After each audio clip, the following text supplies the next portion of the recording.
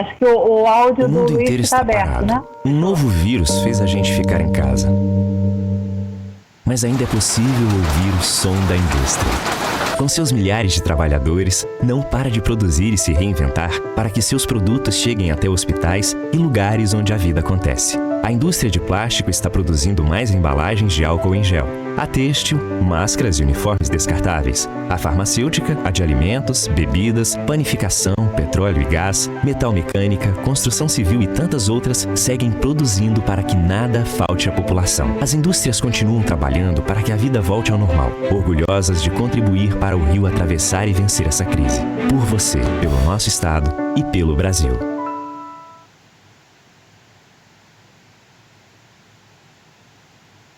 Boa tarde a todos.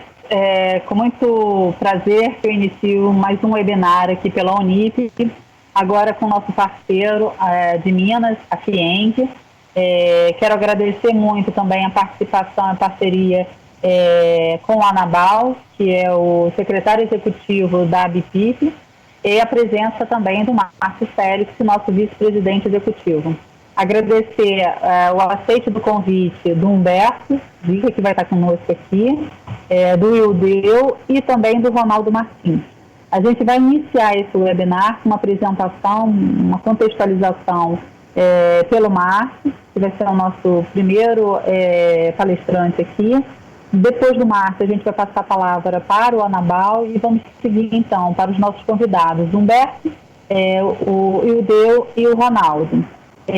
A gente deve fazer, no primeiro bloco, um pouco da trajetória de cada um deles até aqui, de como é que a gente está enfrentando esse momento, como cada um está enfrentando esse momento, o que eles têm percebido, e, no segundo bloco, a visão de futuro, para a gente entender como é que cada um está imaginando uma retomada econômica a partir desse mercado de óleo e gás. Vou passar a palavra agora, então, para o Márcio Félix. Márcio, a palavra está com você. Muito obrigado, Karine. Muito boa tarde a todos os colegas aí participantes e também aos que estão nos assistindo. O Circuito Brasil de Óleo e Gás, ele começa a andar, foi lançado a semana passada. A gente tinha um evento programado fisicamente para Belo Horizonte há um tempo atrás, mas foi adiado e a gente resolveu colocar dessa forma, fazer um evento que aí tem abertura para todo o país, mas o foco de hoje é Minas Gerais. Então eu tenho um único slide aí, só para contextualizar um pouco o que eu vou falar, se puder projetar aí, Luiz. Então, assim, nesse mapa, a gente percebe que Minas Gerais, como é um estado gigante, o estado da integração nacional, tem faz divisa com vários outros estados brasileiros, mas em relação à infraestrutura de óleo e gás, a gente vê que os dutos e gasodutos mais ou menos circundam Minas Gerais, os gasodutos aqui da costa leste brasileira. Tem o gasoduto e oleoduto, dois juntos em paralelo, que chegam aí em Belo Horizonte, chegam na REGAP também. O REGAP é a integra de óleo cru para processamento da refinaria da Petrobras em Betim. E tem o duto Brasil-Bolívia, mas que não passa por Minas Gerais, mas passa por São Paulo. Teve aquela célebre discussão de uma fábrica de fertilizantes em Uberaba e precisava fazer um ramal, que isso aí foi, em termos de regulação, foi um desafio não superado. E tem esse duto que atravessa ali o Triângulo Mineiro, que chega em Brasília, que é um poliduto chamado Paulínia-Brasília, que leva derivados de petróleo para Brasília e por onde ele passa no caminho. E aí, em cima de Belo Horizonte, vocês veem aí uma série de blocos exploratórios. Esses blocos nessa cor rosa, sei lá, esse mais escuro aqui, ocre, não sei qual é exatamente essa cor, são blocos que estão em estudo na ANP para entrarem na oferta permanente.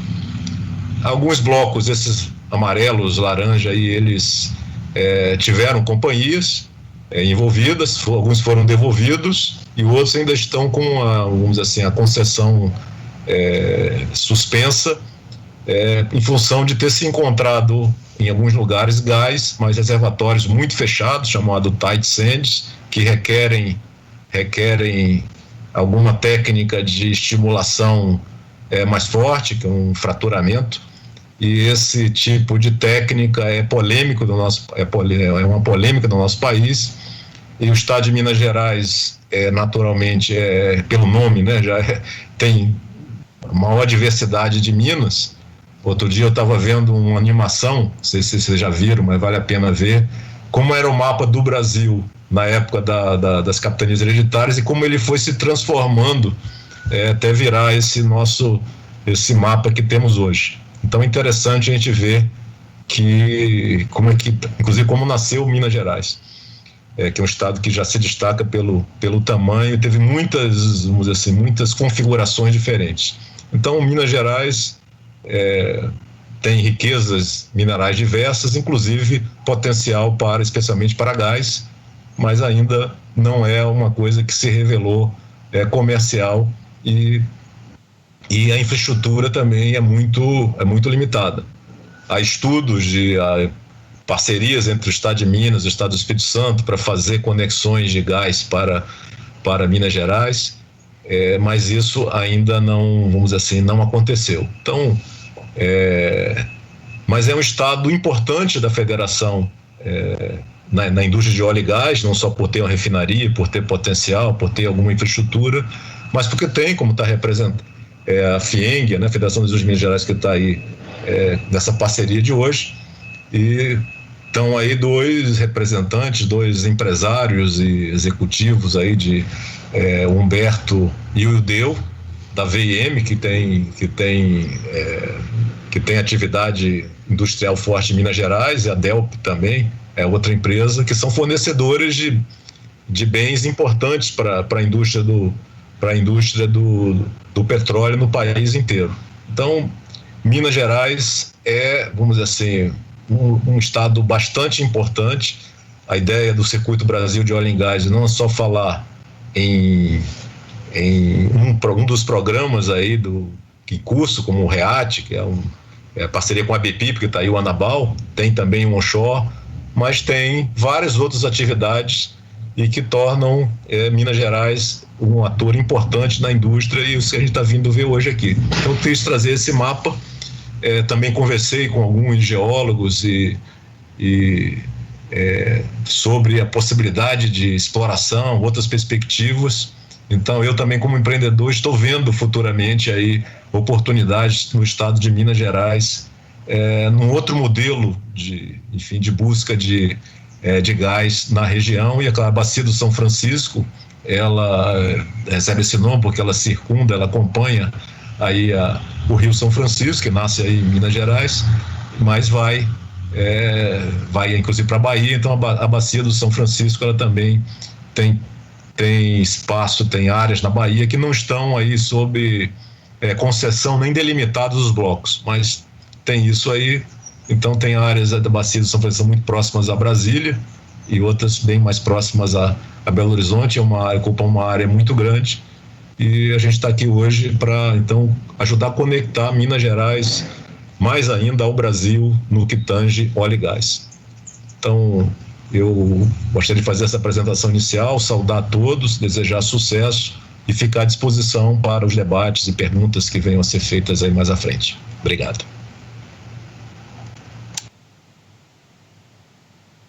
Obrigada, Márcio. A gente vai seguir aqui, a gente vai voltar em você também, para a gente continuar aí um pré-debate que a gente iniciou aqui com relação às áreas onshore. E aí eu vou pedir para o Anabal fazer, então, uma contextualização para a gente, falando também sobre o onshore nosso e a partir da visão da Bacia de São Francisco. Anabal, a palavra está com você. Obrigado, Karine. Sempre um prazer estar aí com Minas Gerais. Aproveito para comentar o Ildeu, o Ronaldo e o Humberto. Agradecer aí a interferência do Márcio e ratificar o que ele está dizendo. Minas Gerais tem uma importância econômica muito grande para o Brasil e também na atividade de petróleo. Atualmente tem uma participação expressiva na cadeia produtiva de petróleo com o fornecimento de bens e serviços, mas também já tem investidores e empresas que estão atuando no upstream, na EP, né? A gente tem Semes, a Artenga, a Delp, a Albopetro, que iniciou com outro formato, com Alvorada ainda, mas enfim, eram empresários mineiros. E queria dizer que, na verdade, o que acontece com Minas Gerais, como o Márcio bem colocou, né, é um pouco do retrato da história do onshore do Brasil, né? É uma atividade que tem quase 80 anos, mas ela ainda é muito incipiente, né? A gente tem uma realidade que, apesar de termos uma das maiores bacias terrestres do mundo, nós só temos 5% delas exploradas. E Minas Gerais é uma dessas áreas que não teve uma atividade exploratória ainda que pudesse nos dar um cenário mais consistente do potencial que aí tem, né? Assim, da mesma forma, por exemplo, no Maranhão, existe 95% das nossas bacias sedimentares que o Brasil pouco conhece ou quase nada conhece delas, né? Então esse é o primeiro ponto que a gente tem que levar em consideração para ver o quanto nós perdemos com uma concentração até justificável de atividades em outros ambientes, mas que nós deveríamos ter tido esse esforço de atração de pequenas empresas, de médias e empresas privadas já feito há mais tempo, né? E a consequência disso é que, como vocês sabem, a gente tem uma produção terrestre pífia, né? Comparando com os nossos vizinhos aqui da América do Sul, nós perdemos para todos. Colômbia, Peru, Equador, Bolívia, perdemos para todos. Porque nunca teve esforço exploratório suficiente na bacia terrestre. E, por consequência, nós temos também um fator de recuperação muito baixo, pelo menos mais baixo do que a média do mundo. E tudo isso faz com que a gente tenha essa produção que está agora em torno de 80 mil barris de petróleo, né? E um potencial, como já foi dito aqui, foi feita referência ao REAT, de pelo menos 500 mil barris por dia. Então, essa é o nosso cenário, e nós todos estávamos muito otimistas, porque nós estávamos construindo, ainda que lentamente, poderia ter sido feito de uma maneira melhor e mais rápida, a atração dessas novas empresas, e hoje são 33 empresas, né? Não é um número exuberante, mas também já é uma massa que tem algum potencial, né? Mas temos produções muito pequenas, a gente produz em torno de 12 mil barris. Essas operações são as únicas que crescem a produção, porque as outras todas operadas pelo monopolista decrescem, e atualmente estão decrescendo muito, né? E agora mais gravemente com a hibernação dos campos. Então nós perdemos uma oportunidade de ter mais pujança no onshore, né? Então dessas 33, 27 produzem, e 17 produzem menos de 100 barris por dia.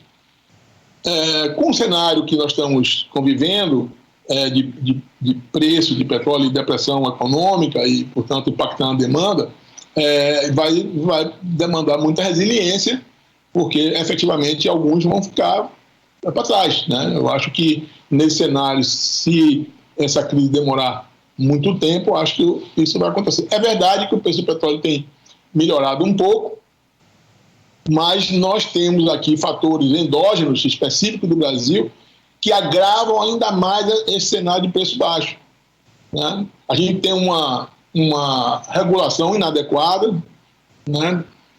Custosa, para vocês terem uma ideia, os requisitos regulatórios são mais ou menos os mesmos para esse 17 que produz 100 barris, para um operador que produz 20 mil barris no campo do pré-sal. Então isso tudo tem um custo, né? E esse custo corrói receita, e corrói lucratividade, e corrói investimento.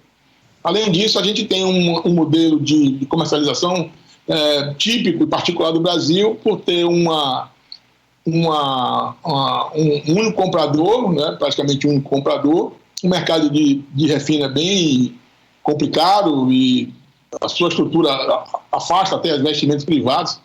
A gente está vendo a dificuldade da Petrobras nesse momento, tudo bem que o momento é muito, muito difícil mesmo, mas ela já adiou o processo de venda da refinaria que estavam previstos aí para serem feitos esse ano, para 2021.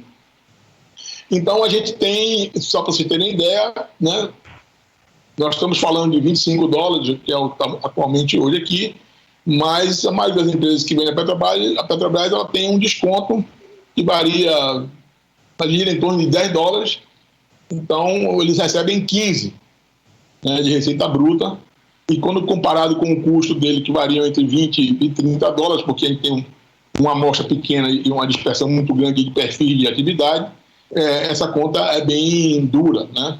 Eu estava lendo recentemente, claro que é uma outra realidade, um outro momento, um outro tempo, mas a gente já conviveu com petróleo de $3, né? A cadeia produtiva tem uma característica de que ela se ajusta, né? O preço sobe, os preços de serviços e insumos sobem, e o preço desce, e todo mundo consegue adequar os seus custos para a sobrevivência.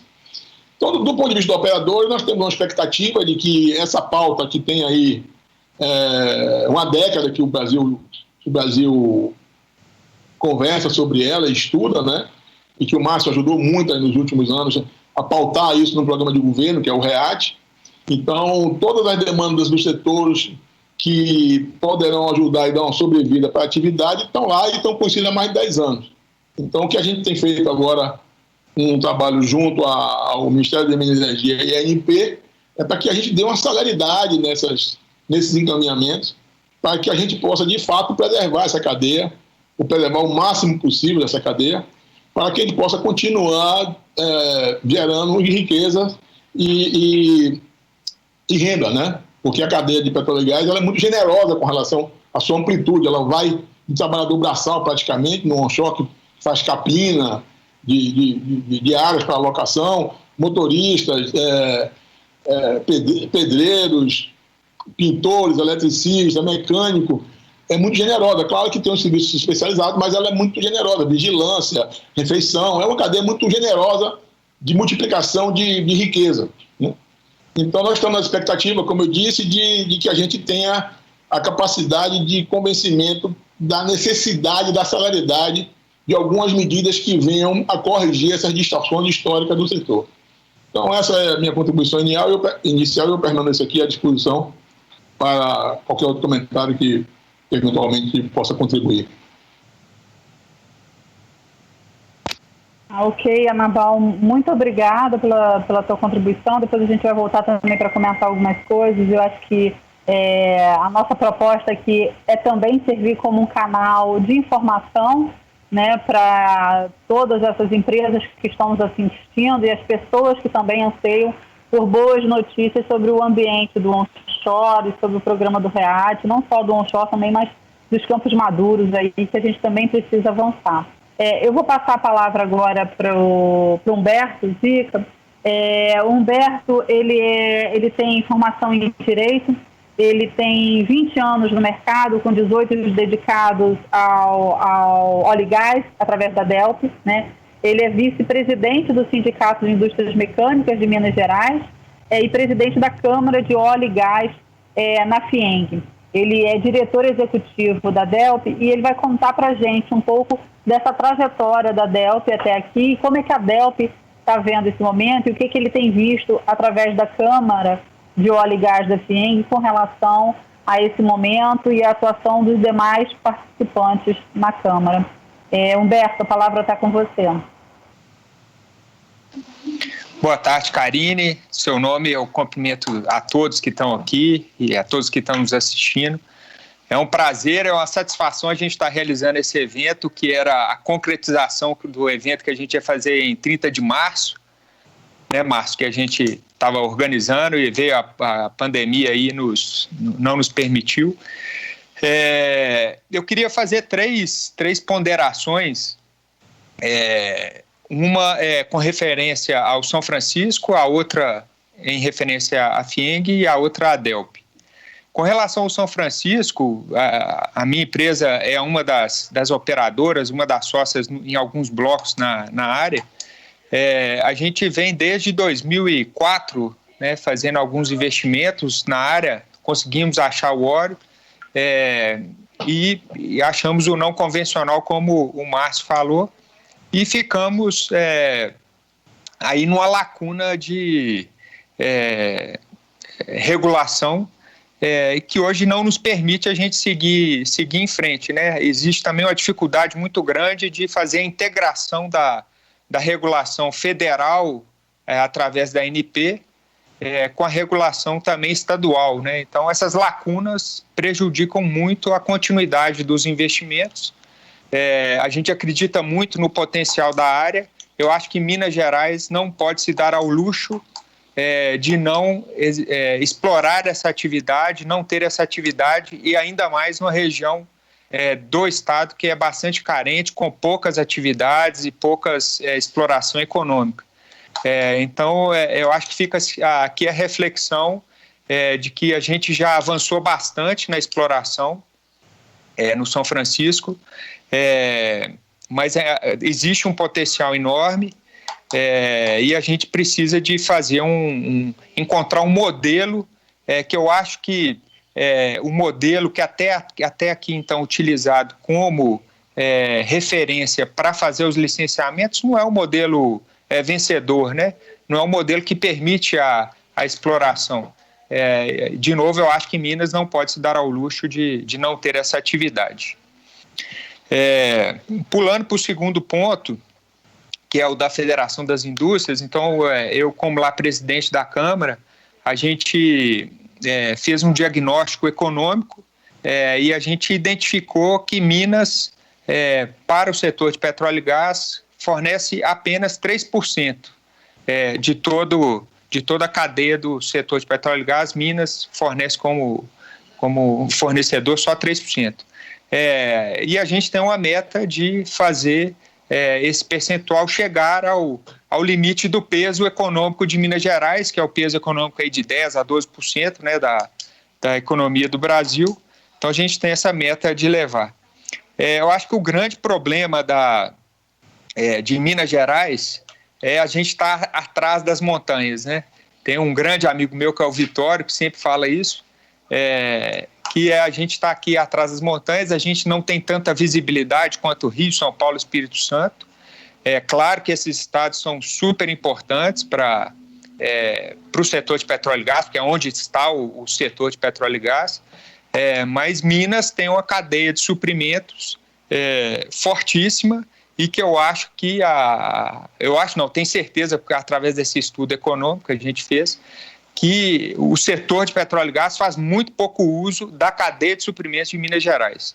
É verdade também que a cadeia de Minas é muito voltada para a área de mineração, né? Então a gente fica também correndo atrás do rabo, né?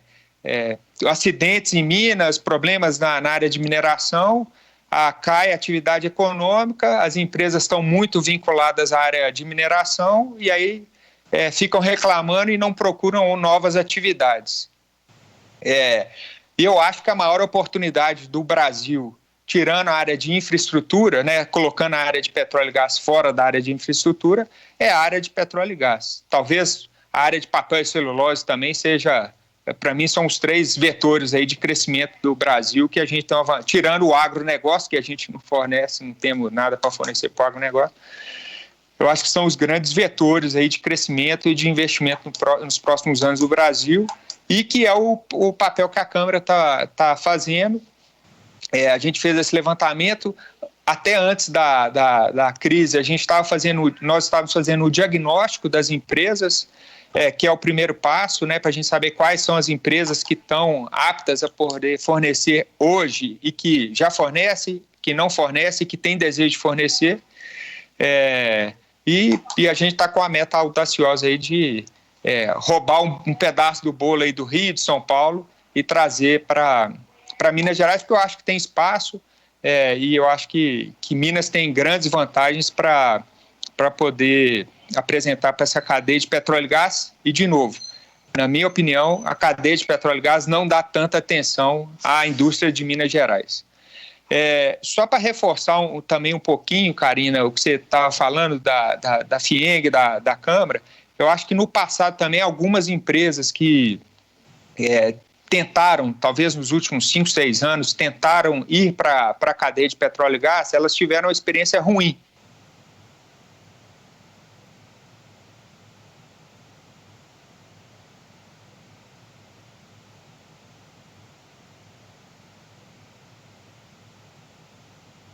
Eu acho que o vídeo do Humberto travou, foi isso?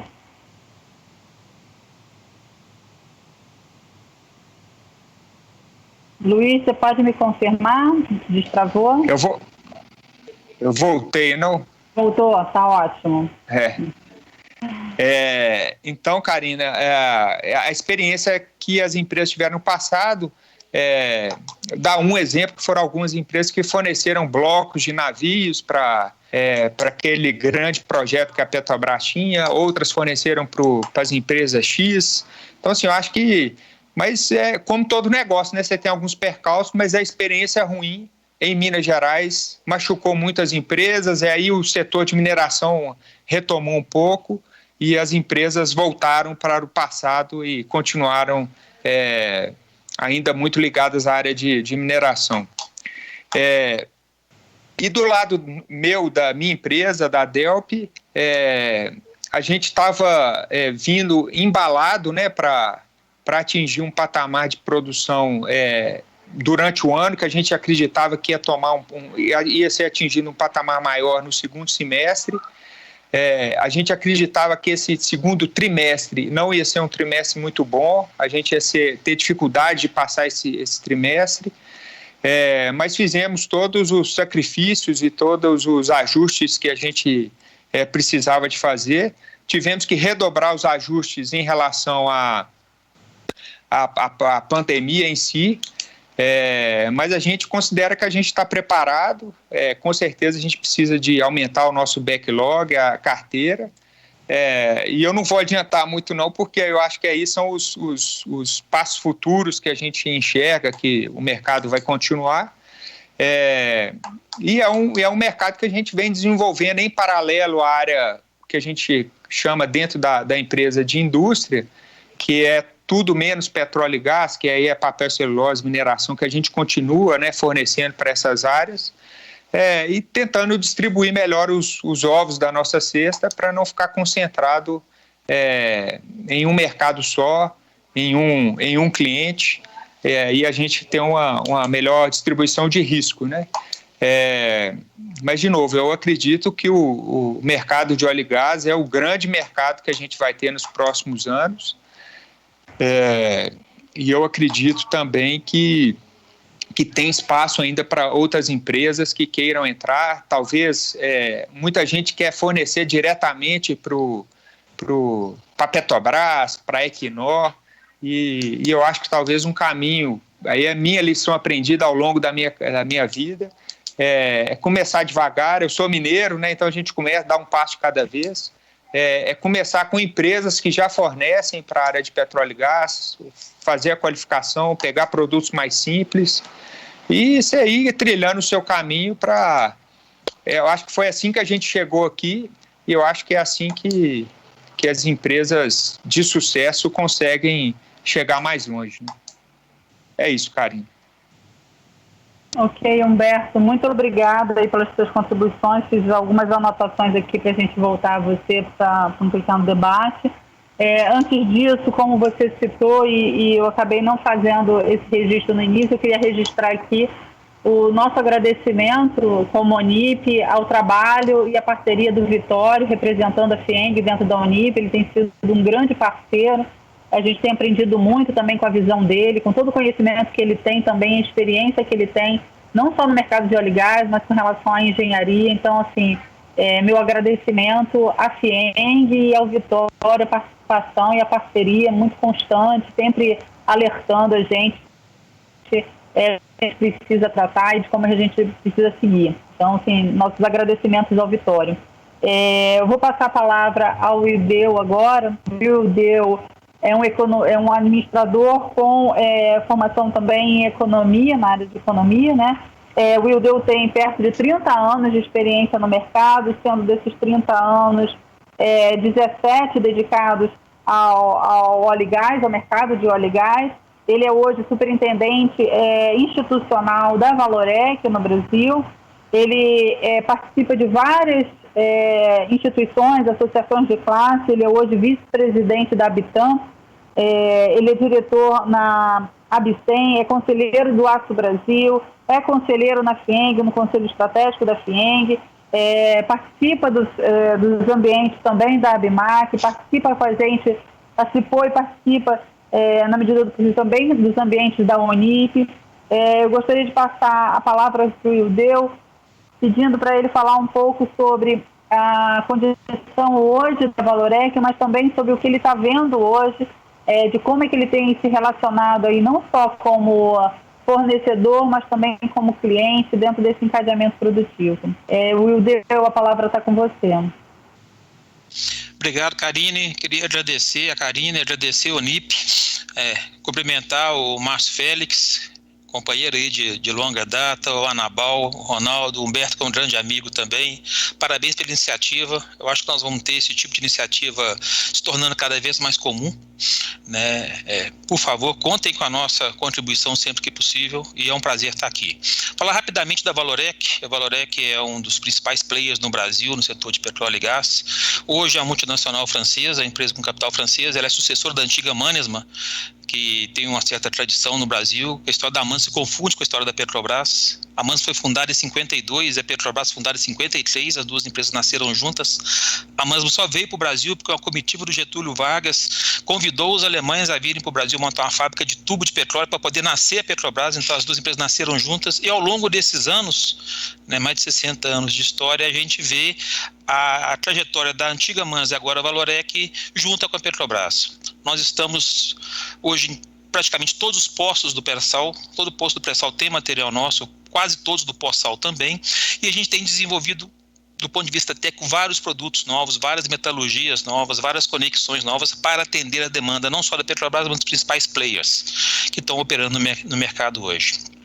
Nós começamos 2020 muito otimista, né? Depois de 2 anos aí de bons leilões, né, o Márcio ajudou a coordenar vários dos leilões aí, junto no MME, né, com novos operadores, empresas que não estavam operando no Brasil, como a Exxon voltaram a operar, Equinor aumentando participação, a Shell aumentando participação, os campos terrestres sendo leiloados, né, empresas com um perfil melhor para operar nos nossos campos terrestres, o número de sonda aumentando, com uma perspectiva muito boa no segundo semestre de 2020, né, de repente nós viemos com a pandemia. Então, muita coisa que eu vou falar aqui agora vai ser um pouco antes do cenário antes da pandemia, e depois como é que nós vamos fazer no novo normal após a pandemia. Eu comungo da posição do Humberto, que estudos feitos, nós fizemos um estudo muito detalhado o ano passado em parceria com a FGV Energia. Eu tive a honra de participar do estudo, uma equipe muito competente da FGV Energia, e está claro no estudo, o setor de petróleo e gás é o que vai capturar o maior número de investimento no Brasil. No ano passado nós identificamos que para o período de 2018 a 2021 estavam previstos quase 300 bilhões de reais de investimentos, comparado com o segundo lugar, que era extrativa mineral, com 50, né, o automotivo com 30, e alimentos, bebidas, papel e celulose abaixo de 50.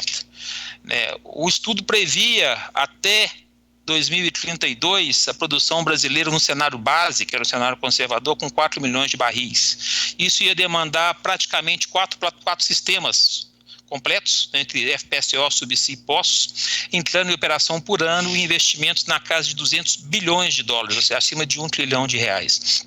Então, não dá para a gente desconsiderar o setor de óleo e gás no Brasil.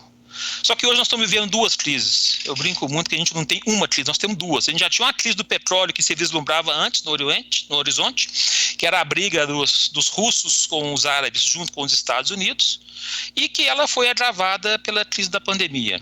Nós vimos o WTI, né, a cotação do preço americano ficar negativo, acho que era uma coisa que ninguém imaginava que iria acontecer.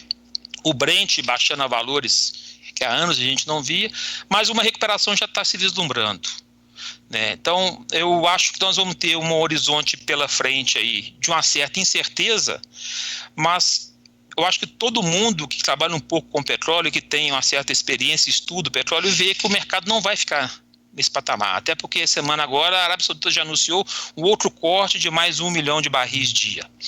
A gente tem grandes players, igual os árabes, os russos, que são mais centralizadores, e com uma decisão ou outra eles reduzem drasticamente a produção, voltando a fazer pressão sobre a demanda e sobre o preço, né?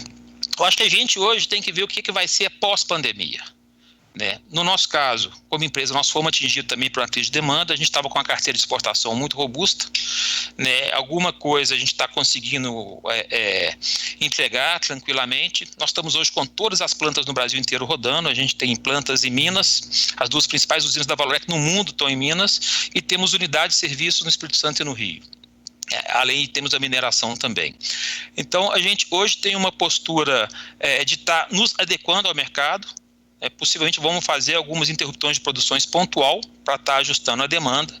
E a gente tem a expectativa que o mercado vai cair um pouco esse ano, mas a partir do ano que vem vai voltar.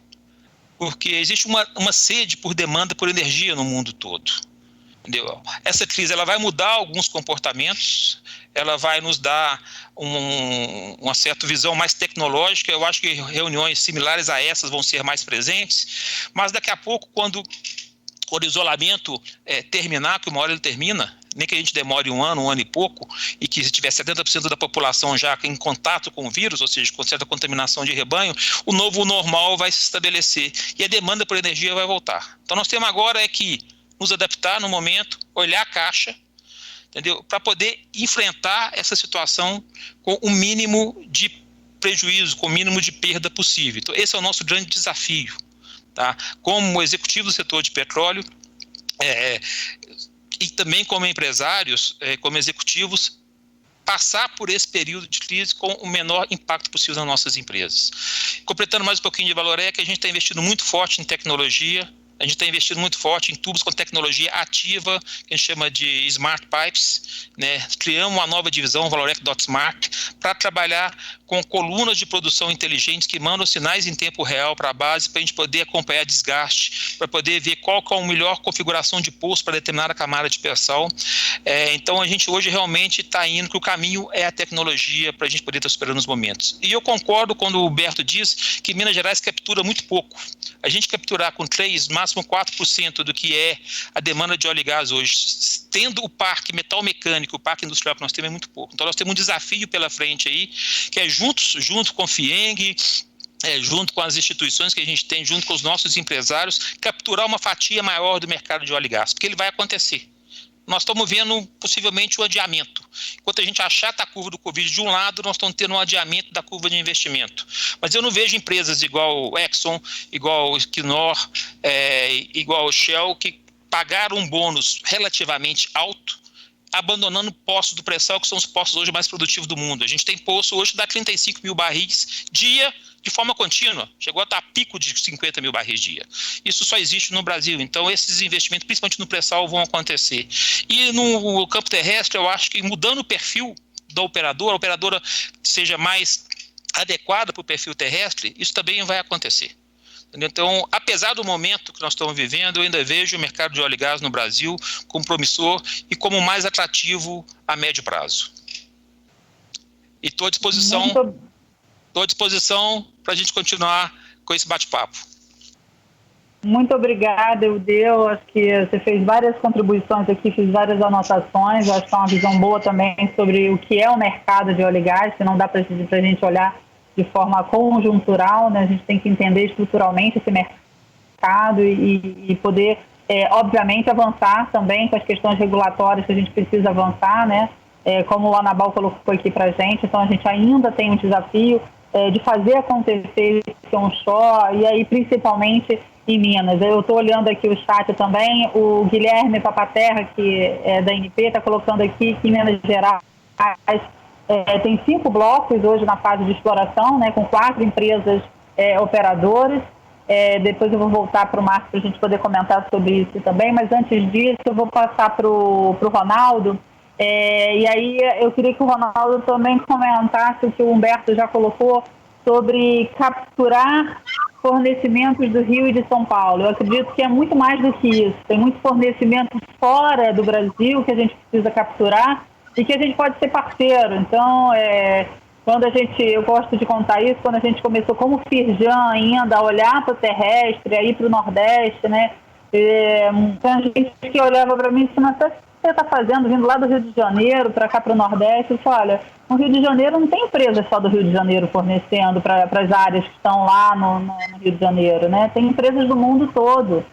Então, assim, se a gente puder colaborar assim, para que esse mercado exista, que a demanda seja garantida, que seja uma demanda que a gente atrai o investidor para garantir essa demanda para o fornecedor, que bom, porque é um mercado e é um ambiente em que as nossas empresas que são tão competentes e capazes podem atuar sim.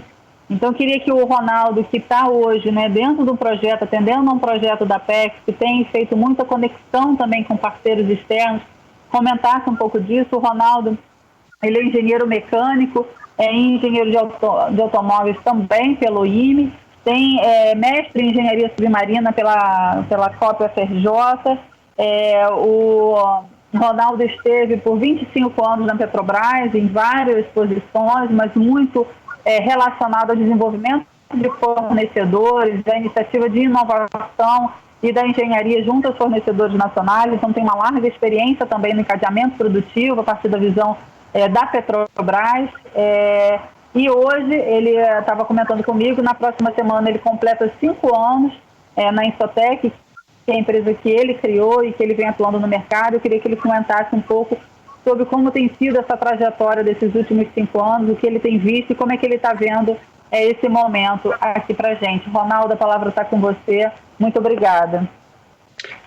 Obrigado, Karine. É um prazer estar aqui falando com vocês. Cumprimento a todos aí que participam desse debate e também a audiência que está contando aí com vários ex-alunos meus, o que me dá muito orgulho aí de tê-los nos ouvindo.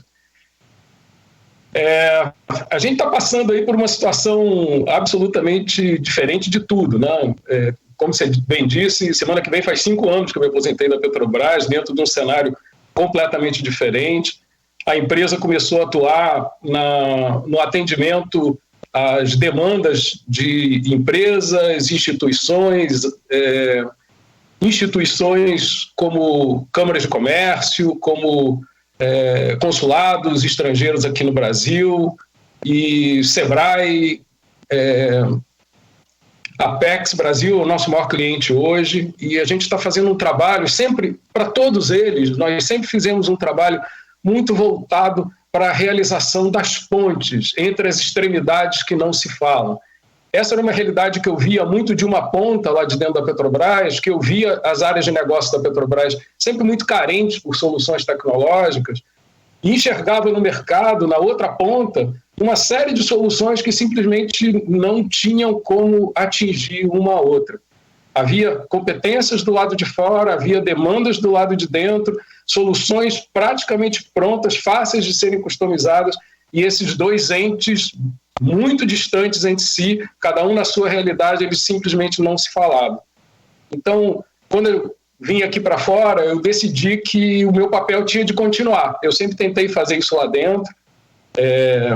O Valurec, que está aqui falando junto com a gente, foi uma das empresas que fez vários desenvolvimentos de tubos X65, X70, X80, lá com a minha equipe, e participando das homologações, etc. Então, muitas empresas participaram desse tipo de ação, e depois que eu saí da Petrobras, decidi que isso precisava continuar. Eu precisava continuar fazendo as pontes, entendendo as pontes. E assim, no momento que a gente está passando, o Ildeu falou muito bem aí, a gente está vivendo a crise dupla e dentro da tempestade perfeita, né? Nós tínhamos uma questão do preço do barril do petróleo, que não é novidade para ninguém, desde a época do Coronel Drake lá, esse troço sobe e desce, sempre foi assim, não tem novidade nisso, vai subir de novo, uma hora, todo mundo sabe disso também, mas aí combinou com a crise da Covid-19, que perturbou e criou um vale de demanda aí inédito, né, que nunca tinha acontecido. E aí isso é extremamente conveniente, toda crise gera oportunidade, gera horrores para um e oportunidades para outros.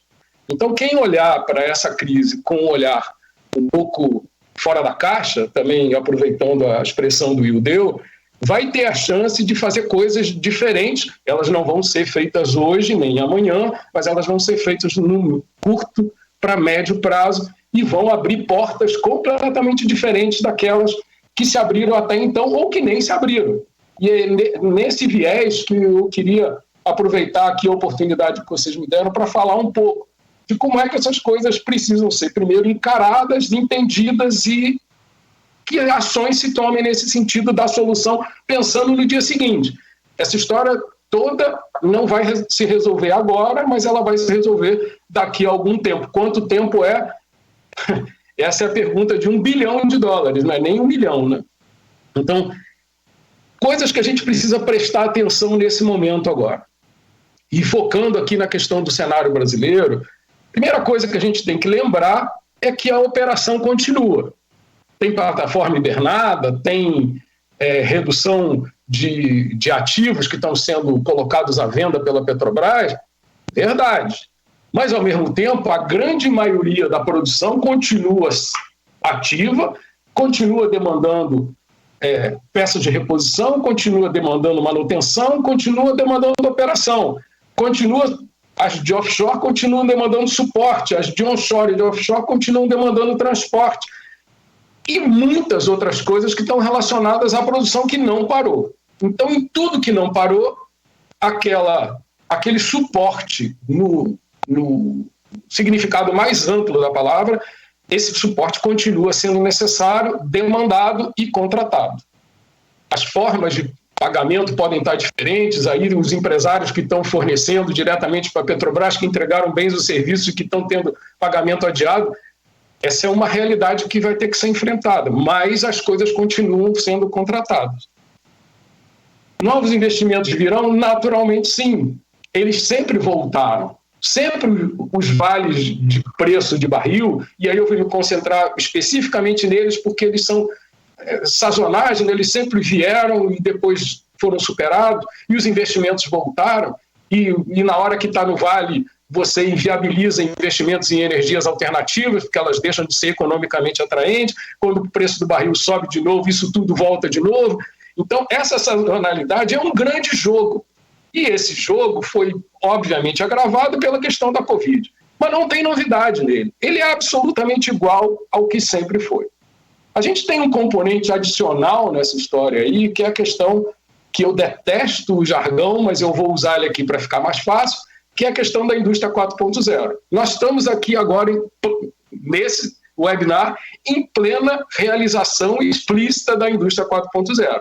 Nós usávamos pouquíssimo isso há 1, 2, 3 anos atrás e estamos usando isso todo dia, de manhã, de tarde e de noite agora. Então, essa é uma realidade que não nos abandonará mais, independente do preço do barril, do Covid passar, essas coisas vão continuar sendo valores daqui para frente, porque elas facilitaram muito. Tem uma charge excepcional que aparece uma empresa com uma reunião de diretoria e um dos diretores lá dizendo: olha, eu não quero saber da indústria 4.0, que ela não nos atinge tão cedo. E do lado de fora tem uma bola daquela enorme de ferro de demolição, escrito assim, indústria 4.0 do lado de fora, já vindo para derrubar o prédio. Então esse é um cenário que precisa ser encarado e que vai fazer a diferença entre ter negócios e não ter negócios daqui para frente. Então precisa se pensar e agir, pensar primeiro para entender, poder compreender em que ambiente está se entrando, como é que essa indústria 4.0 se encaixa dentro da atividade de cada um, e aí pensar como agir no dia seguinte. Se o cenário tiver sido modificado pela superação da crise do petróleo, pela superação da crise da Covid e pelo novo cenário de ambiente de negócios, que é trabalho remoto, reuniões feitas remotamente, redução do número de viagens de negócio. Vai deixar de ter sentido pegar um avião aqui e ir a Houston para fazer uma reunião e voltar no dia seguinte, como já se fez muitas vezes. Isso deixará de ter sentido porque a efetividade dos softwares que existem hoje de reunião vão superar muito dessas coisas e poucas serão as necessárias de serem realizadas realmente presencialmente. Outras coisas precisam ser pensadas para o dia seguinte. O tal do day after não vai ser igual ao que foi no passado. Isso é óbvio, por diversas razões. Uma delas é a questão do impacto ambiental. Essa é uma coisa que toda empresa que está fazendo o seu relatório de impacto ambiental, de responsabilidade socioambiental, vai poder colocar de que diminuiu o número de deslocamentos dos seus empregados, por exemplo. Isso vai passar a fazer parte de quase todo mundo, porque está colocando os empregados em trabalho remoto. Gasta menos combustível no deslocamento, emite menos, desgasta menos o empregado e coloca ele mais tempo à disposição, com mais qualidade de vida. Isso tudo tem um impacto socioambiental dentro da empresa muito relevante e que será valorizado pelas grandes empresas, eu não tenho a menor dúvida disso.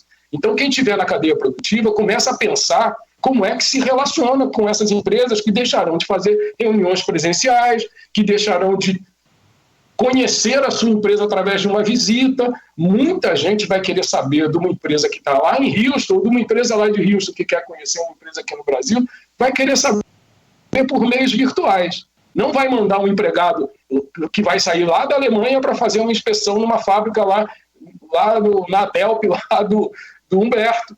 Ele vai querer saber o que o Humberto tem de conteúdo para apresentar para ele remotamente e vai estudar isso e vai fazer uma reunião através de webinar. Provavelmente muito menos reuniões presenciais e visitas técnicas serão feitas da forma que foram feitas até hoje.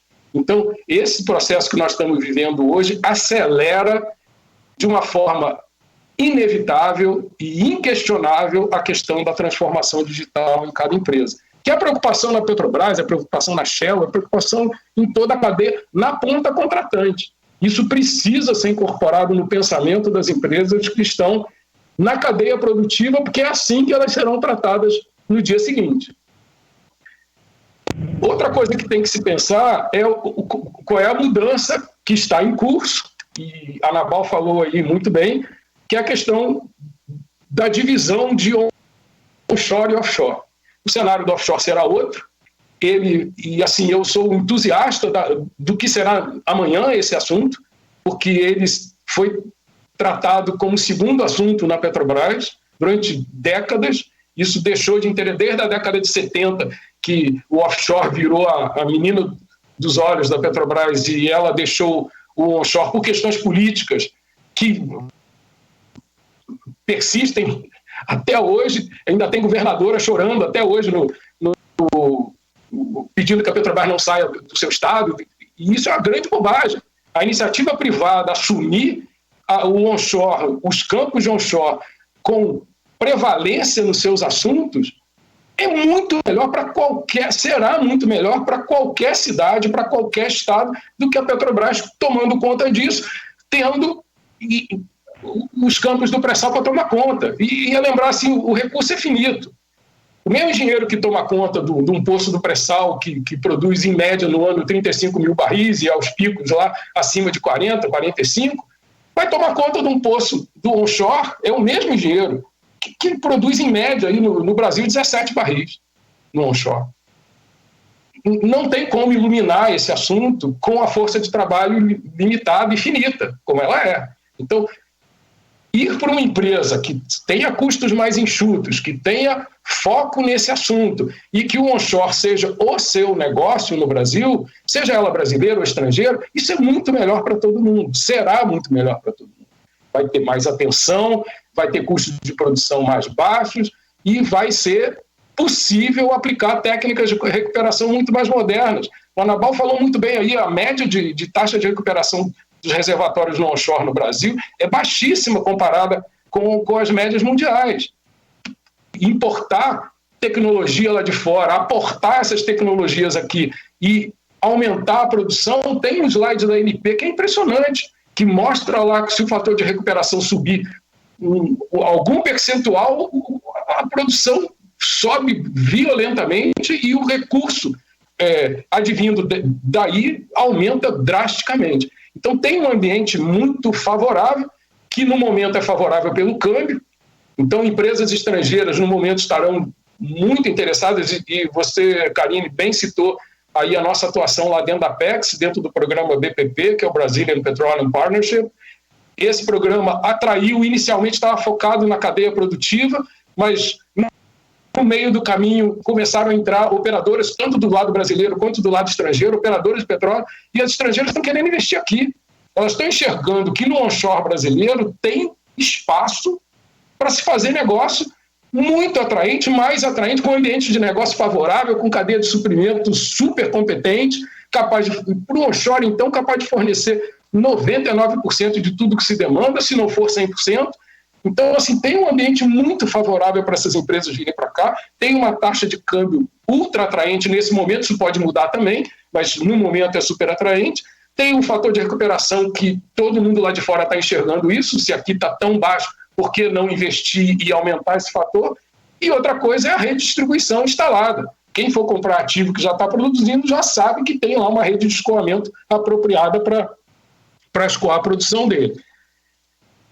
E assim, fica óbvio, olhando para esse novo cenário, que se divide aí em grandes operadoras tocando offshore e menores operadoras de porte pequeno e médio tocando onshore, que o ambiente de negócios muda radicalmente. De atores que podia se contar em uma mão, você passa a ter centenas ou muitas dezenas de atores que vão espalhar as suas demandas pelo mercado, cada uma de forma diferente. E aí vem outro mote para a questão do modus operandi diferente da cadeia produtiva. Essa cadeia produtiva que tinha 3, 4 ou 5 pontos focais, ou muitas delas apenas um, porque sempre idolatraram fornecer para a Petrobras, essas empresas precisarão mudar a sua estratégia de abordagem dos novos clientes.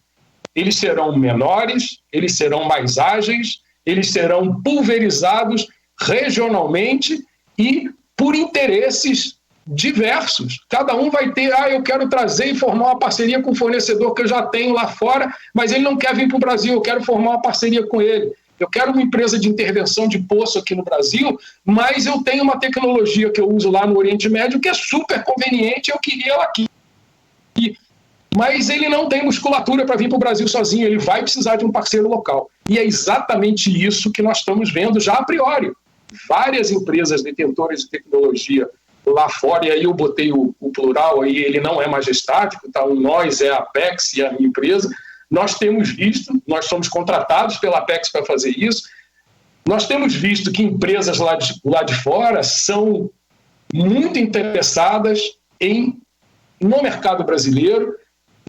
As grandes não precisam da Apex, não precisam da Insotec, não precisam de ninguém para conversar entre si. Está aí o exemplo da Exxon, da Shell, da Equinor, vieram para cá por sua conta e risco e estão fazendo bons negócios aí. Por outro lado, empresas de porte menor não conhecem o mercado brasileiro, não entendem tributação, legislação, requisito ambiental, cadeia produtiva e precisam de ajuda. E esse tipo de ajuda é que vai formar pontes entre aquilo que eles gostariam de trazer para cá com aquilo que nós temos de muita competência aqui. Então, esse matching entre empresas lá de fora com empresas daqui tem feito muita diferença. Elas são capazes de gerar negócios novos no Brasil.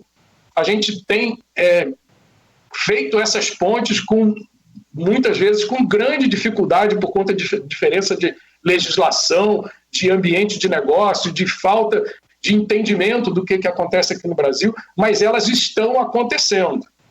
E no viés contrário, a gente também tem visto empresas brasileiras, tem um exemplo bem recente que, assim, eu vou me dar o direito de citar o nome, porque eu estaria, de uma certa maneira, fazendo propaganda dele, não vejo dificuldade. A empresa Azeltec fez um ótimo contrato com a Saudi Aramco numa iniciativa de exportação. Um sistema que eles geraram de detecção de vazamento em pipeline foi contratado pela Saudi Aramco e eles, assim, é um exemplo super concreto. Tem várias empresas que abriram negócio em Houston, todo mundo conhece o exemplo da Intel, tem a PHD Soft, tem várias empresas que estão aí no portfólio do BPP e que estão fazendo negócio externo ao Brasil, abrindo suas subsidiárias fora do Brasil, atuando fora do Brasil ou formando parcerias com foco no mercado local. Então, o caminho de ida e volta, ele é viável, ele é possível, só precisa pensar fora da caixa, aí pegando de novo o gancho. Eu vou ter que pagar um royalty aí para o Hildo, porque estou usando muito as frases dele aqui. Não sei se eu já estourei meu tempo ou se a gente continua depois no debate, Karine. O que você acha melhor?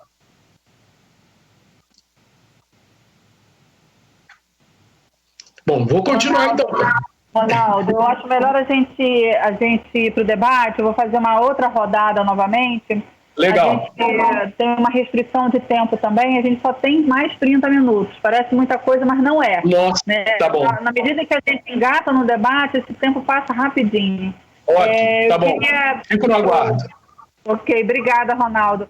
Eu queria pedir para o Márcio tecer alguns comentários sobre o que foi dito. Eu acho que tem bastante conteúdo aí também do que o Ronaldo comentou, mas do Humberto também, do Ideu, com essa visão também sobre a Bacia de São Francisco, sobre as colocações que a Anabal fez.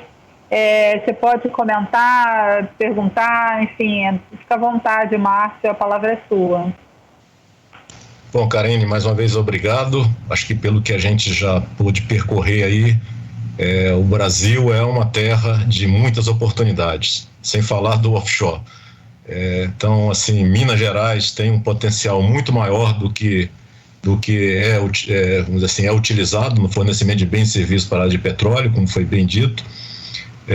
Mas o Espírito Santo, que é um estado menorzinho, e que está ali do lado contíguo a Minas Gerais, a antiga capitania do Espírito Santo, vamos dizer assim, seria Belo Horizonte, Ouro Preto, Triângulo Mineiro estaria dentro dessa área. Então o mapa do Brasil vai mudando com o tempo, mas o Espírito Santo tem uma característica de ter siderurgia, de ter celulose e ter o petróleo e gás com certa atividade juntos. Então Minas Gerais tem setor siderúrgico muito mais forte, tem celulose também, tem o petróleo e gás como fornecedor, e tem refinaria, mas assim, a atividade de petróleo, a presença da atividade de petróleo, ela aumenta esse dinamismo, as sinergias que existem entre os setores. Então, eu sei que tem as montanhas, né? Mas se as alterosas lá são uma barreira natural para muitas coisas, então assim, o mineiro também tem que vir mais. Essa é uma oportunidade, essa é uma forma de estar ligado ao Brasil, esses webinários aqui que tem um foco, embora seja foco Minas Gerais, mas está aberto para o Brasil inteiro.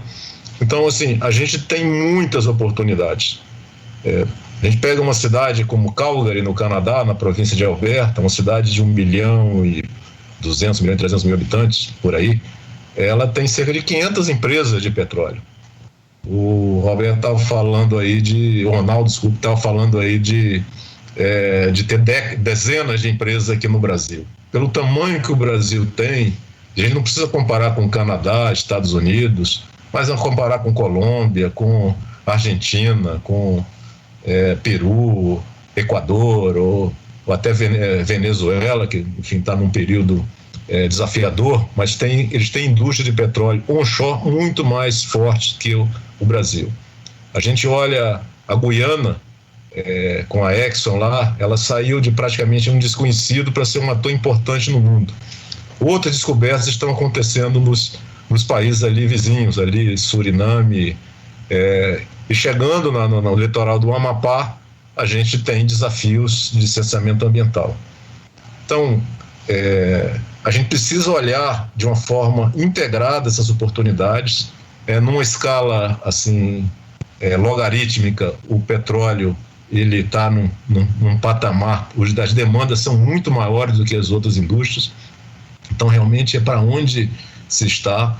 Se investir, se falou em indústria 4.0, mas assim, o petróleo ele deu um grande salto, lá um tempo depois do Coronel Drake, mas deu um grande salto quando os pioneiros da indústria automobilística começaram a desenvolver suas soluções. O Ford, o primeiro carro dele era movido a etanol de milho, e o diesel era biodiesel. O carro a diesel, o motor diesel era biodiesel. A indústria do petróleo veio desenvolver o refino, mas a gente tem, e aí, enfim, junto com a indústria automobilística, a gente está vivendo agora uma mudança. A mobilidade é uma coisa que a gente tem uma certa incerteza do que vai acontecer com a mobilidade. Se por um lado talvez as pessoas vão evitar transportes coletivos e usar mais veículos individuais, por outra vez vão usar menos aviões, menos transporte de longa distância, talvez não viagem em navio também, enfim, tem uma série de mudanças nos hábitos e a gente precisa desenvolver também a aplicação, a petroquímica, a gás química, a integração com outras energias, tudo que o país tem. Minas Gerais é um estado síntese do país, ele tem regiões mais carentes, mais desafiadoras, mas que, por outro lado, essa região está na área da SUDENE, para efeito de incentivo. Então, a gente tem condição de olhar e trabalhar para que Minas se integre mais a esse cenário nacional, atraia a bacia do São Francisco, ela tem característica com bacias russas, que são grandes produtoras de gás, e a gente talvez tenha que lançar um olhar diferente. Acho que teve uma primeira tentativa, teve grandes empresas aí como Petrobras e Shell tiveram procurando, depois entraram as empresas mineiras, claro, procurando no seu território, e a gente tem que lançar um olhar. A gente tem hoje áreas que estão lá em estudos na ANP, então tem um desafio do órgão ambiental de se conversar, de trocar ideias com órgãos de outros estados que atuam no onshore para ter um novo ponto de equilíbrio. A gente precisa desmistificar no Brasil essa questão de não convencional. O Brasil, vamos dizer assim, é questionado por talvez até ser muito aberto ambientalmente para algumas questões, mas para essa o Brasil é extremamente fechado e a gente está deixando uma riqueza que está sob os nossos pés, que deixa de beneficiar, porque o onshore ele tem a vantagem de ser uma riqueza naturalmente distribuída. Então, e ele está normalmente em áreas carentes ou mais rarefeitas de população. Então, isso, por si só, é um vetor de desenvolvimento regional que a gente precisa trabalhar. Então, a gente precisa ajudar a ANP a entender e colocar a oferta permanente, a evoluir. Eu acho que é um momento favorável, propício, para que se evolua a regulação de maneira que se resolva essas questões.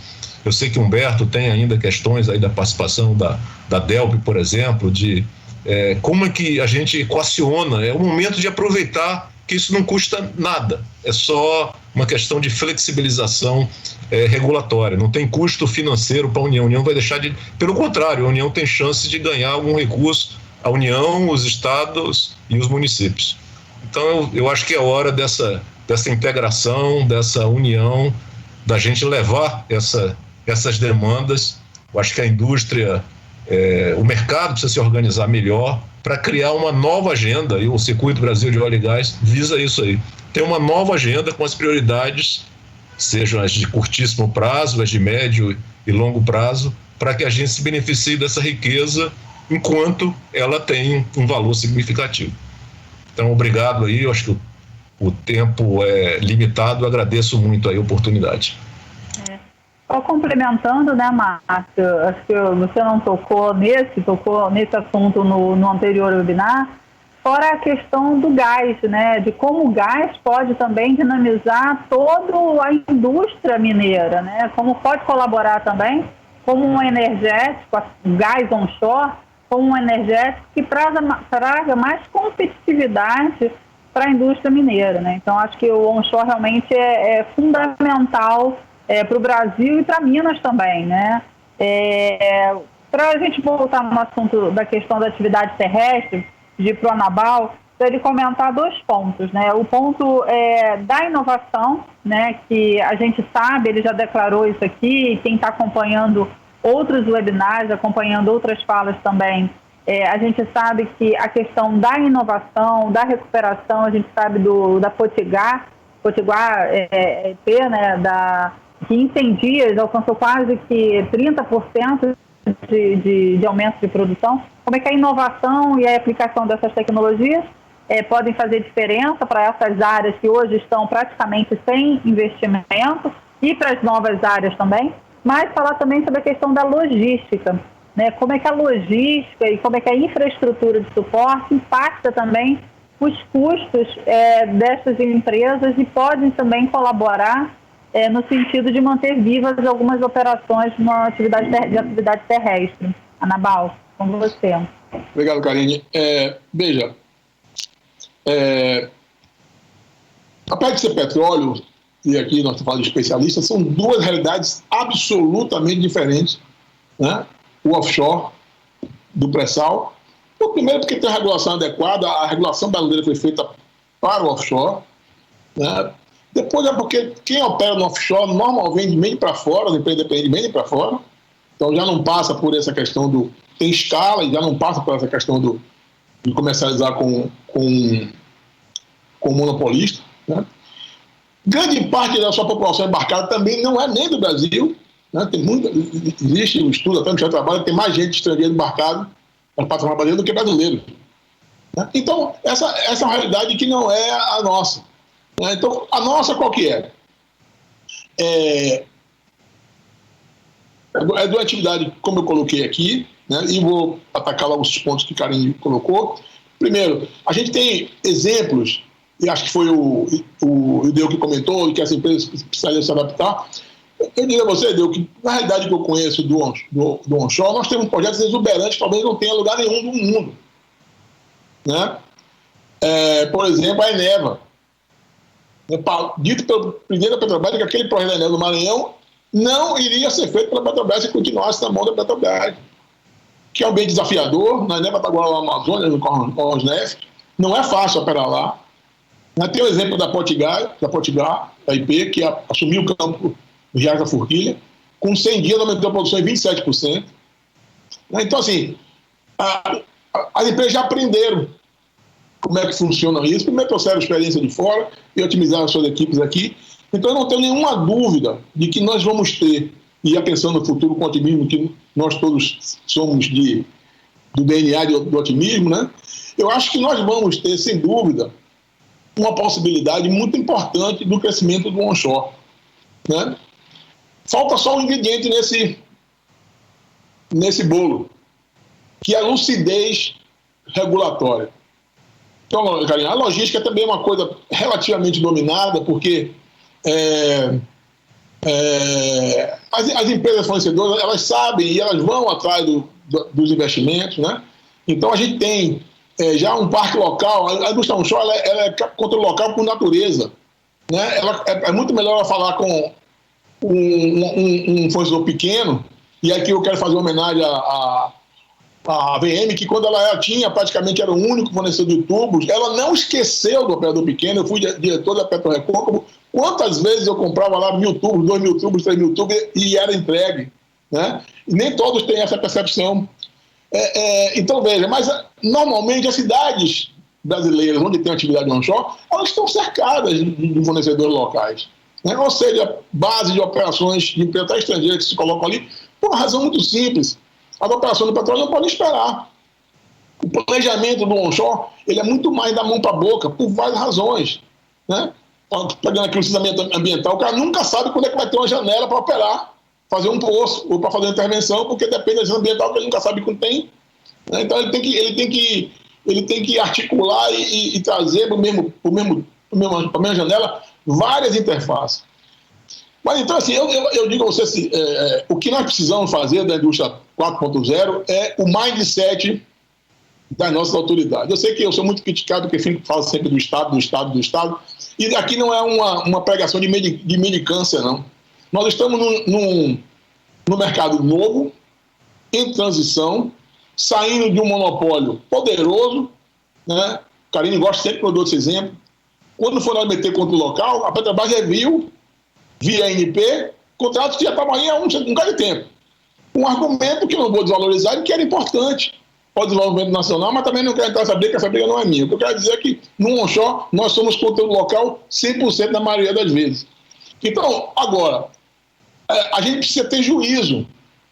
Não dá para continuar com esses sinais que prejudicam a nossa imagem do investidor externo. Então, por exemplo, o caso como o Humberto colocou, o cidadão compra um ativo num leilão feito pelo Estado e quando vai investir, não pode porque não tem licença ambiental.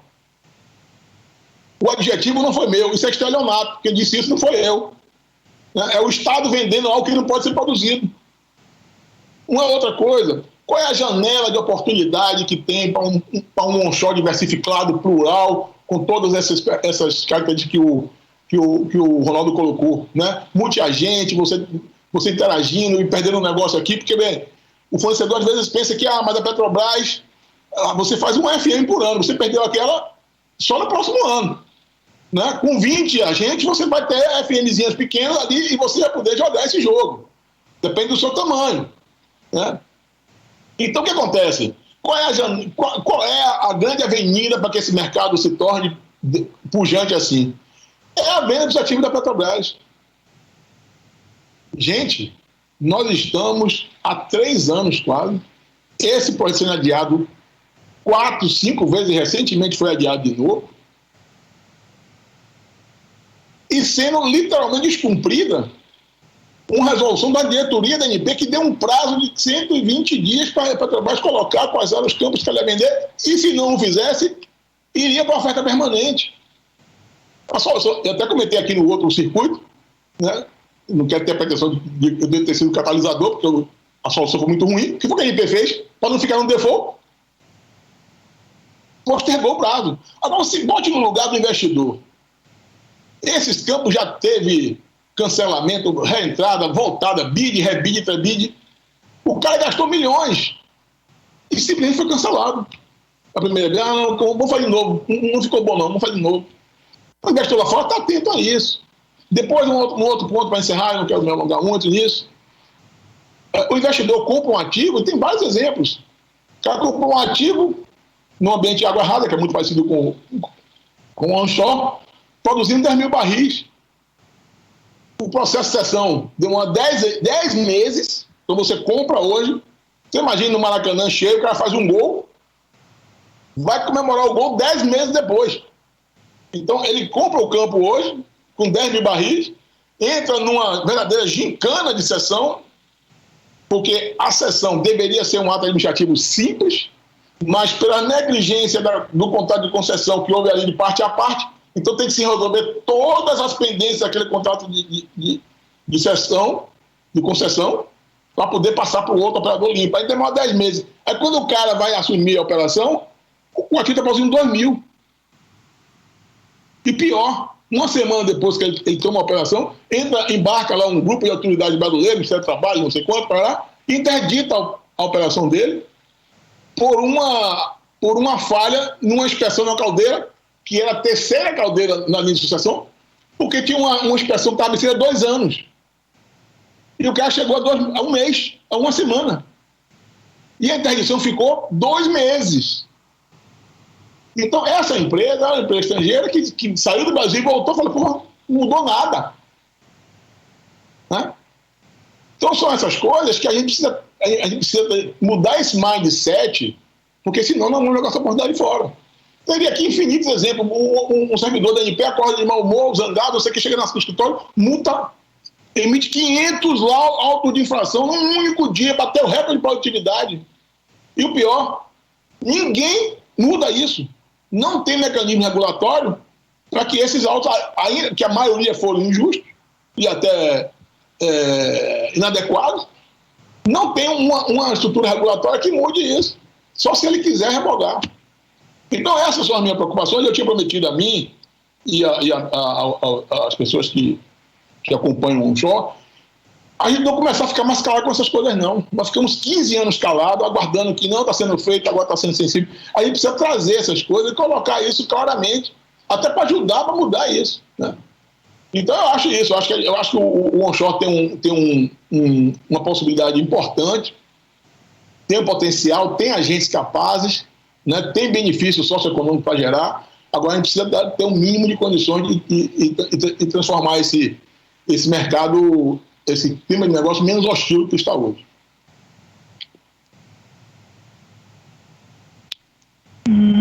Muito obrigada, Ana Bal. Eu vou fazer o comentário aqui que o Guilherme colocou aqui para a gente, né? Que hoje a gente pode chamar de fardo regulatório, né? Então a gente precisa realmente caminhar para a redução desse fardo regulatório. E aí eu vou, para a gente fechar aqui, para a gente começar a fazer as nossas considerações finais, eu vou inverter aqui a nossa lógica de apresentação, vou pedir para a gente fechar com o Humberto, vou passar a palavra agora para o Ronaldo, mas antes disso, eu queria fazer uma menção aqui ao Carlos Padilha, que representa, está dentro da Apex, e representa aí parte do trabalho da Apex para o mercado de óleo e gás. Queria agradecer muito também a parceria da Apex. Eu conheci o Padilha no ano passado, quando a gente foi fazer a missão para a OTC Houston, e ele fez uma primeira evento e trabalho junto com fornecedores, que foi muito bacana. A gente já tinha montado aí uma programação bastante robusta para esse ano, mas ele continua trabalhando, o Ronaldo continua trabalhando, então eu queria fazer uma citação aqui especial ao Padilha e agradecer o trabalho dele e da Apex, não só dele, mas de toda a equipe, da Flávia, da Lívia, de todo mundo que está lá com ele, tá?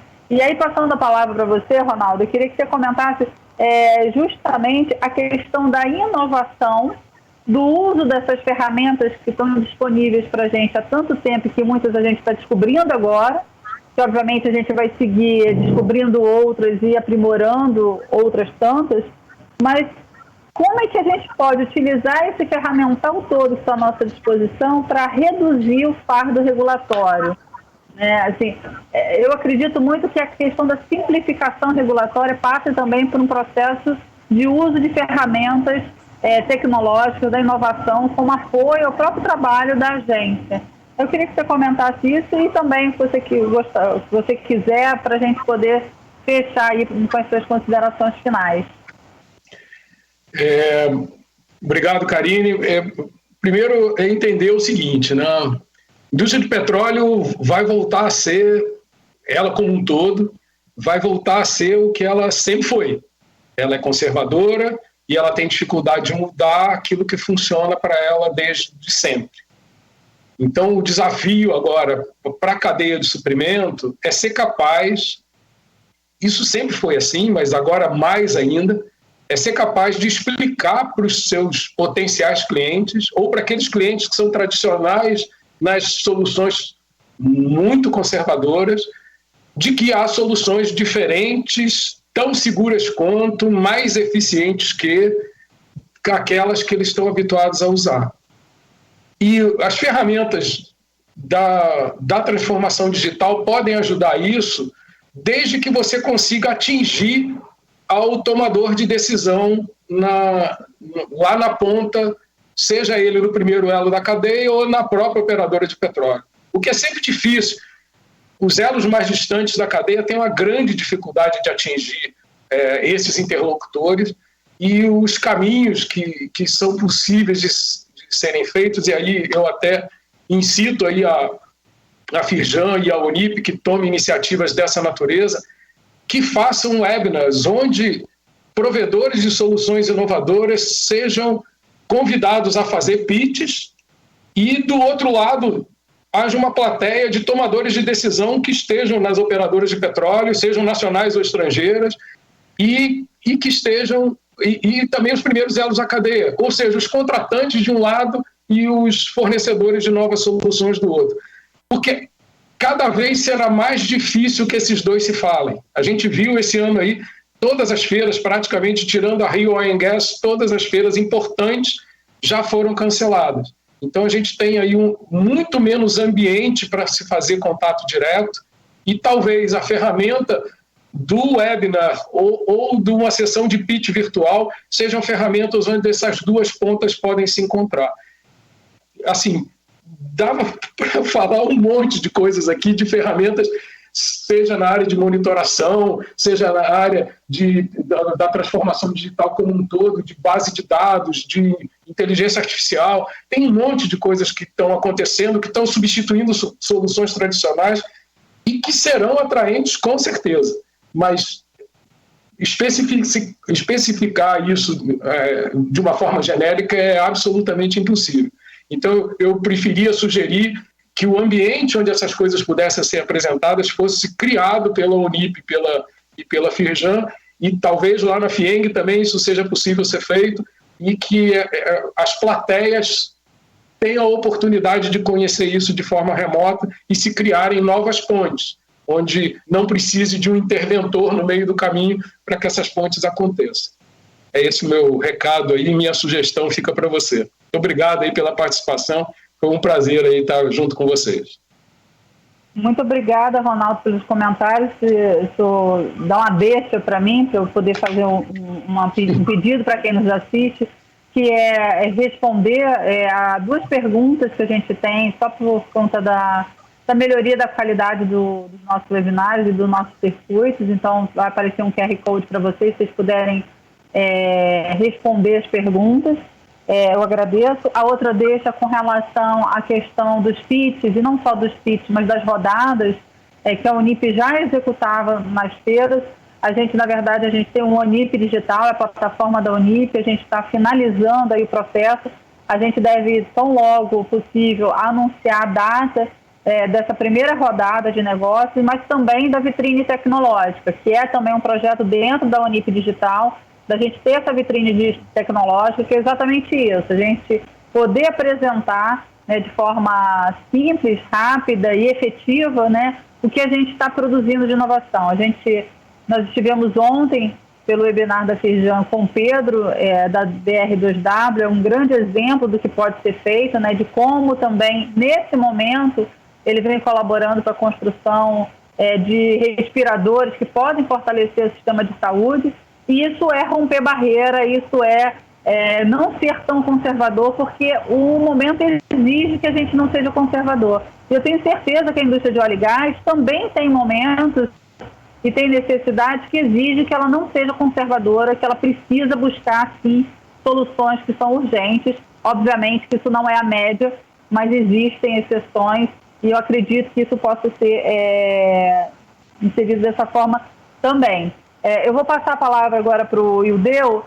Eu queria que o Ildeu comentasse um pouco também sobre que a gente acompanha, né, de fora, mas a gente acompanha também a movimentação das outras instituições, não só a Unip vem fazendo esse pleito junto, esse trabalho junto ao Ministério de Minas e Energia, mas também um relacionamento com o MEDIC, com a equipe do secretário Carlos da Costa, respondemos as primeiras questões, mas a gente sabe que vocês também são muito ativos. E eu queria que você falasse um pouco sobre a questão das empresas, né, do dia de hoje, né, porque a gente sabe que muitas empresas vão realmente passar por uma dor mais forte do que outras, né? Aquelas que têm menos liquidez, que têm mais questões de caixa, vão ter mais dificuldade. Mas eu queria que você falasse um pouco sobre isso e a gente pudesse também você pudesse fazer suas considerações finais, antes de eu passar para o Humberto a palavra. Obrigado, Karine. O que está acontecendo hoje é que a crise ela é única no mundo. Esse momento é único e, igual teve a crise de 29, eu acho que ninguém dessa nossa geração que ainda está atuante viveu a crise de 29, demorou uma década para se recuperar, né? A crise do Covid ela vai ser marcante, ela é histórica, ela vai marcar um divisor. A gente não sabe quanto tempo ela vai se recuperar, a gente é otimista, eu sou otimista. Eu acho que a gente vai se recuperar e queira Deus que seja num prazo bem menor do que a gente espera com as visões mais negativas. O que está acontecendo hoje no Brasil, de forma bem resumida, é também uma crise de crédito. Porque os bancos hoje, os grandes bancos, não compram algum risco, né? Eles não vão dar dinheiro para empresas médias, empresas pequenas, empresas até grandes, tirando as multinacionais que têm acesso lá fora a linhas específicas. Os bancos estão com dificuldade em captar lá fora também. Existe uma certa dificuldade em captar linhas de crédito para disponibilizar aqui, e as articulações do governo de abrir linhas de crédito, de forma geral, não têm chegado na ponta. Nós fizemos uma reunião com a equipe da CPEC lá, com a turma do Carlos da Costa, e se eu não me engano, somente 16%, ou seja, 16 centavos de cada real prometido tem chegado na ponta. Então isso é uma ação urgente que a gente tem atuado fortemente, de forma praticamente diária, junto às autoridades do Ministério da Economia, Banco Central, BNDES. Tá? E eu queria também só comungar da opinião do Márcio Félix, que falou muito bem, o Anabal colocou de forma correta a questão do onshore. Da forma que a tecnologia evoluiu, a gente está aqui hoje por função de um avanço tecnológico brutal, as indústrias estão evoluindo para o 4.0, o nosso arcabouço regulatório tem que evoluir. Entendeu? E cabe a gente, como player desse mercado, como empresas e como pessoas ativas, a cobrar das autoridades, entendeu? A gente não pode mais conviver numa indústria moderna, numa evolução mais correta, com uma legislação antiquada. É inadmissível uma empresa fazer um leilão, fazer um bônus, bidar, ganhar aquele bloco e não ter licença ambiental. E temos que cobrar das autoridades, o momento é propício para isso, entendeu? Que nós temos uma geração de riqueza que não está sendo realizada, ela não está sendo entregue porque não ocorre o que o arcabouço regulatório não deixa. E só para finalizar, não sei se todo mundo tem essa clareza, a gente tem um potencial onshore enorme, mas a gente é o menor produtor onshore da América do Sul, da América Central. Podemos nem comparar com a Argentina e com países muito menores que a gente. Isso por quê? É por causa da regulação. A gente tem vários players que estão querendo entrar no mercado, mas não entram em função da falta de uma legislação mais moderna e atuante. Nós precisamos nos articular para isso, eu estou à disposição, Karine e colegas, para a gente também trabalhar essa pauta. E eu queria parabenizar a Unip por essa iniciativa, eu acho que está cada dia mais um sucesso, e a gente também tem que fazer essa iniciativa, para usar um termo de hoje, viralizar, que vai ser um dos nossos novos normais daqui para frente. Parabéns e muito obrigado a todos. Muito obrigada, eu sei que você também é um entusiasta aí de que a gente realmente, com propósito e com vontade, a gente consegue mudar, Eu acho que é isso que a gente precisa inculcar e eu acho que a gente tem realmente uma oportunidade de fazer com que essa vontade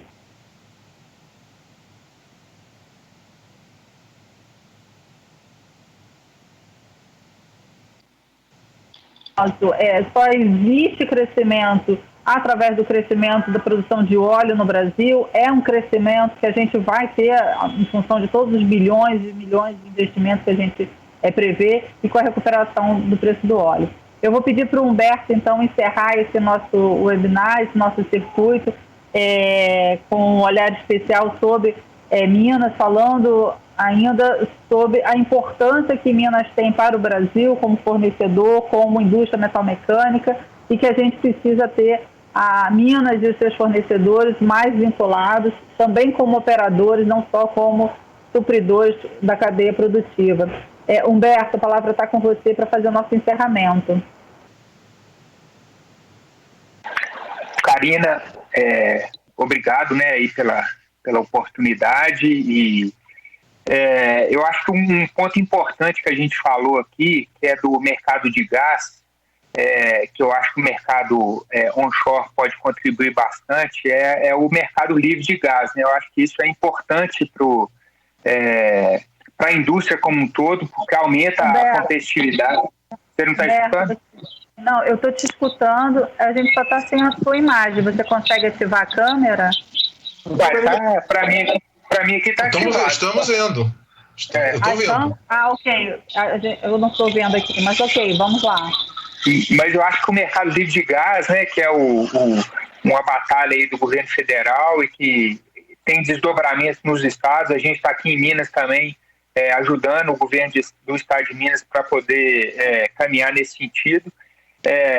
De novo, eu acho que facilita e ajuda a dar mais robusteza no mercado, porque a gente tem uma pulverização, aumenta a abrangência de mercado.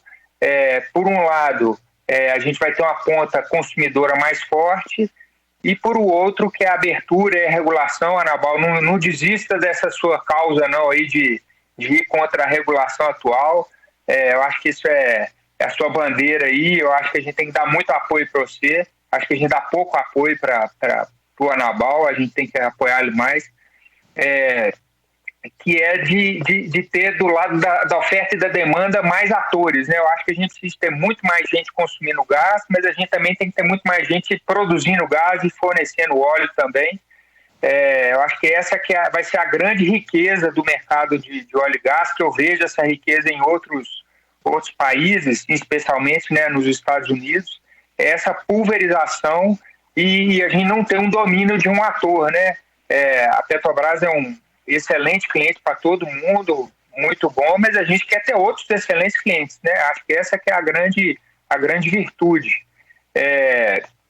E aí, falando da cadeia, eu acho que a gente pode, depois desse diagnóstico que a gente está fazendo, Karina, a gente vai com certeza abrir outros webinars aí para poder, dentro de Minas, e depois a gente vai tentar trazer também que sejam os operadores e os clientes. Eu acho que é um desafio dobrado para a cadeia de petróleo e gás no sentido de que a gente está muito acostumado com o fornecimento para um cliente só, que é a Petrobras. A gente tem que se adaptar aos novos clientes, aos novos requisitos. Então, assim, eu acho que esse é um grande desafio para a cadeia fornecedora, né? Então, para quem não fornece, talvez tenha um trabalho dobrado, mas que eu acho que é super, super válido, engrandece, a gente sempre melhora tendo novos desafios. Acredito também que a gente não pode, inclusive agora pelo valor do real, a gente não pode ficar preso ao mercado brasileiro, a gente tem que procurar o mercado externo. Eu, como empresa, a gente hoje está exportando para Guiana no projeto da Exxon, num crescente super interessante. Então, acho que isso é uma prova de que o Brasil tem competitividade. Não é toda a cadeia tem competitividade, mas eu acho que várias partes da cadeia são competitivas. E pensando assim, até que o Ronaldo falou aí da indústria 4.0, a gente teve só para trazer um exemplo real, a gente teve um evento que foi causa da Covid, a gente tinha que fazer uma inspeção para esse cliente fora do Brasil, e a gente fez uma teleinspeção. A gente tinha um inspetor nosso fazendo ultrassom e tinha um lá do outro lado lá da videoconferência acompanhando e dando fazendo a análise ao mesmo tempo, igual a telemedicina, né, foi a teleinspeção. Eu acho que isso seria muito difícil, talvez há algum tempo atrás, uns 2, 3, 4, 5 anos, e hoje foi possível a gente fazer aí. Não teve nada demais, não. Foi só usar as ferramentas que a gente já tem e o cara fez o acompanhamento e no final tivemos o laudo como se ele estivesse lá presencialmente. Então, acho que isso traz competitividade para as empresas. Talvez há algum tempo atrás, uma empresa de Minas Gerais, atrás das montanhas, não conseguiria entregar para um projeto fora do Brasil, por causa até da questão logística que a gente tem, né? Dificuldade de avião, a gente não está no hub aí de Rio e São Paulo para receber voos externos. Então, que essas tecnologias proporcionam que as empresas que talvez estejam fora ou estariam fora do mercado entrarem nesse mercado, né? E aí serve, eu acho que para vários outros aprendizados aí, não só na área de petróleo e gás, mas em todas as outras cadeias, né? Eu acho que também pensando um pouco aqui o tamanho do Brasil, quando a gente fala que eu estou vendendo de Minas para Rio de Janeiro, se eu estivesse na Europa, eu estava exportando, né? Eu estava vendendo de um país para outro. Então, assim, já é uma grande esforço a gente vender, ainda mais no Brasil, pelo sistema tributário, da gente vender de Minas para o Rio.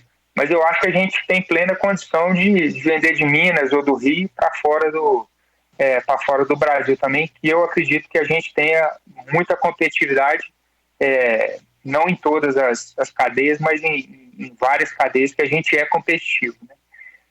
Eu não vou ficar listando quais são os problemas que a gente tem, mas eu reforço que o problema regulatório é um problema que eu vivi talvez há uns 4, 5 anos na pele com muito mais intensidade, e eu acho que a ANP tem que calçar a luva da regulação do tamanho do pé do usuário, né? Então, assim, o pé de um cara do offshore, o pé é grande do cara, né? Uma lancha lá enorme, então.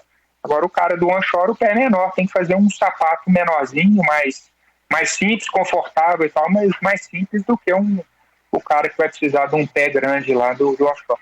Eu acho que acho que eram esses os recados, Karina. Foi fantástico aqui o webinar.